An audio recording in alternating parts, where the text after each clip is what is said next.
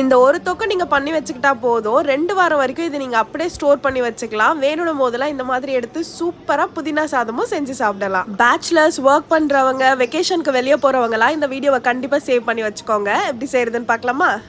நான் ஒரு கட்டு போல் புதினா எடுத்திருக்கேன். இப்போ அந்த குவான்டிட்டிக்கு தான் செய்ய போகிறேன். இந்த புதினா கூடவே ஒரு துண்டு போல் இஞ்சி, இது கூடவே ஒரு 10 போல் பச்சை மிளகாய், ஒரு ஸ்பூன் அளவுக்கு சீரகம், இது எல்லாத்தையுமே போட்டு கொஞ்சம் தண்ணி ஊற்றி இந்த மாதிரி அரைச்சி எடுத்து வச்சுக்கோங்க. இப்போ ஒரு குழிக்கரண்டி அளவுக்கு எண்ணெய் ஊற்றிக்கோங்க. நம்ம அரைச்சி வச்சிருந்ததை இதில் போட்டுட்டு தேவையான அளவுக்கு உப்பு நல்லா கிளறி விட்டுட்டு சிம்மில் வச்சு இந்த மாதிரி எண்ணெய் பிரிஞ்சு வர வரைக்கும் குக் பண்ணிக்கோங்க. இந்த பேஸ்ட்டை தான் நீங்கள் 2 வீக்ஸ் வரைக்கும் ஸ்டோர் பண்ணி வச்சுக்கலான்னு சொன்னேன்.